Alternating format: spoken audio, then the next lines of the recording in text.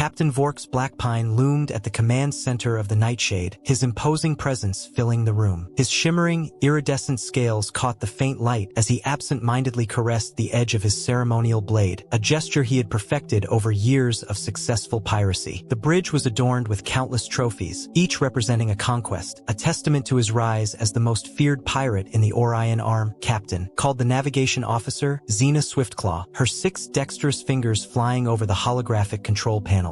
We've detected an isolated signature. It's a human cargo vessel. Her silver eyes sharpened as she analyzed the incoming data. It's identified as the Steel Siren, a Class C transport with a small crew, likely operating with minimal automation. Vork's mandibles clacked with a sinister amusement. Humans, forever predictable. Their trade routes never change, and they cling to their automation as though it's some kind of shield. His crew had overrun 15 vessels in the past cycle alone, with 3 of them belonging to humans. Each time, the protective measures were laughable against the Nightshade's superior firepower and tactics. Project the tactical grid, Vork's ordered, his voice rich and commanding. The holographic display flickered to life, outlining the course of the target vessel. Tell me more about our prey, Xena. It's a standard human cargo ship, Captain. Based on mass readings, the cargo holds are roughly 70% full. There are no escort ships within range, Xena explained, adjusting one of her sensory antennae. They're operating with low power, likely trying to avoid detection. First Officer Raider Steelfang, a seasoned veteran of countless raids, approached the projection. His cybernetic eye hummed as it locked onto the details of the vessel. This is shaping up to be the easiest haul we've had since we took that Sentin luxury yacht. Humans are growing careless, sending unguarded vessels through these sectors. Vork's dual hearts beat faster, anticipating another successful raid. His crew, a finely tuned unit of 45 diverse beings, excelled in the art of boarding, able to breach hulls and disable security with precision. What's the cargo list look like? Vork's asked, already imagining the potential profit. Lieutenant Maya Quicksilver, their tech expert, spoke up from her station. Her translucent skin shifted with excitement as she processed the information. Mostly industrial materials, Captain, raw minerals, metals. Wait a moment, her bioluminescent patterns flickered. Some of the cargo is flagged as classified. Vork's grin widened, revealing sharp, metallic teeth, a symbol of his rank and power. Classified cargo? That sounds promising. Prepare the boarding teams, all of them. I want the best of the best for this one. The crew sprang into action, each member moving swiftly, accustomed to their roles. They had raided countless human vessels, and this one was no different. Human security, while unpredictable at times, was consistently weak, their crews undertrained, and their reactions sluggish. Tactical now, Captain Vork's commanded, his voice low and commanding. Boros Grimclaw, the towering Kron weapons officer, immediately set to work. Plot a course for intercept Delta pattern. It's time we remind these humans why they tremble when they hear the name Blackpine echoing through the stars. As the Nightshade adjusted its trajectory, Vork's took a moment to observe his crew. They were a force to be reckoned with, the scourge of trade ships across 3 sectors. This latest human vessel would be yet another prize, another tale to add to his growing legend. But what he didn't realize, standing there admiring his reflection in his ceremonial blade, was that this would be his gravest mistake. The Steel Siren lingered in the silent void, its seemingly vulnerable shape hiding a hidden strength that would soon deliver a harsh lesson in human ingenuity and resilience to the infamous pirate captain. All hands, prepare for silent approach, Vork's ordered, his voice resonating throughout the ship. The hum of the Nightshade's engines died down to a whisper as the advanced cloaking systems kicked into gear. Around the bridge, the status lights shifted from their usual crimson to a dark violet, a hunting mode they knew well. Lieutenant Maya Quicksilver's hands flew over her console, pulling up detailed scans of the target. Asterisk, the Steel Siren asterisk seems lightly defended, Captain. Civilian-grade shields, point defense turrets, nothing we can't handle. Her skin rippled in hesitation. However, the hull plating seems to have been recently upgraded. First Officer Raider Steelfang leaned forward, his cybernetic eye clicking into place as it focused on the readings. Captain, this doesn't sit right. Do you recall the USS Honeypot? 3 pirate crews vanished trying to board it. Vork scoffed, waving dismissively. Old stories, Raider. The crews who attempted that raid were amateurs. We are the best. His eyes narrowed. Boros, show me the entry points. Boros Grimclaw's claws hovered over the tactical display. Primary entry point, cargo airlock here, he said, pointing to the holographic schematic. Secondary options through maintenance hatches here and here. But he hesitated, mandibles twitching. These points are too easy. Since when And has my crew ever questioned good fortune? Vork's growled, his voice laced with authority. The humans are arrogant. They'll fall right into our hands. Xena Swiftclaw, the sharp-eyed navigation officer, spoke up. The target ship is on course, Captain, and shows no signs of detecting us. Their comms are quiet, just automated signals on repeat. Vork's moved to the tactical station, his gaze locking onto the holographic display. The steel siren looked like every other human cargo vessel, corporate logos, standard hull,